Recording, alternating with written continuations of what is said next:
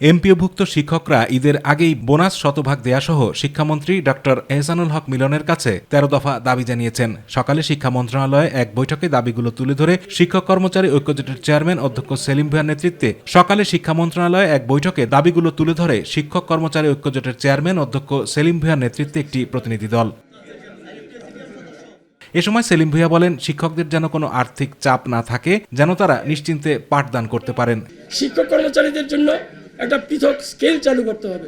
এ বিষয়ে শিক্ষামন্ত্রী বলেন, শিক্ষকদের শতভাগ উৎসব ভাতা দেওয়ার বিষয়টি পর্যালোচনা করা হবে। শিক্ষা মন্ত্রণালয়কে সবচেয়ে বেশি গুরুত্ব দিচ্ছেন প্রধানমন্ত্রী তারেক রহমান। ঈদ বোনাস ছিল 25%, 17 বছর পরে এই ইমিডিয়েট প্যাস সরকার আপনাদের 25 থেকে 50 করেছে। আমাদের মাননীয় প্রতিমন্ত্রী সাহেব বললেন, মনিটরি বিষয়গুলো বাজেট অ্যালোকেশনের বিষয় রয়েছে, এটা আমরা পর্যালোচনা করব। আপনাদের দাবি মাননীয় প্রধানমন্ত্রীর কাছে উত্থাপন করা হবে।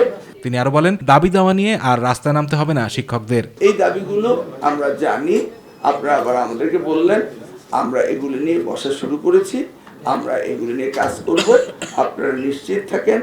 আমরা আগেও বলেছি আপনাদেরকে যে শিক্ষকদের দাবি দেওয়া নিয়ে আর রাজপথে আসতে হবে না। এই শিক্ষা মন্ত্রণালয়কে সবচেয়ে বেশি প্রায়োরিটি দিচ্ছেন আমাদের বর্তমান প্রধানমন্ত্রী জনাব তারেক রহমান। বৈঠকে উপস্থিত ছিলেন শিক্ষামন্ত্রী ও প্রতিমন্ত্রী ববি হাজ্জাজ সহ মন্ত্রণালয়ের ঊর্ধ্বতন কর্মকর্তারা। শিক্ষকদের মূল্যায়ন যেন সঠিকভাবে হয়, এটা আপনারা আস্থা রাখতে পারেন মাননীয় মন্ত্রী মহোদয়, এবং আমরা নিশ্চিত করব ইনশাআল্লাহ। আমরা দুর্নীতি করি না, করব না, করতে দেব না। আতিকুর রহমান তিতাস, মাই টিভি।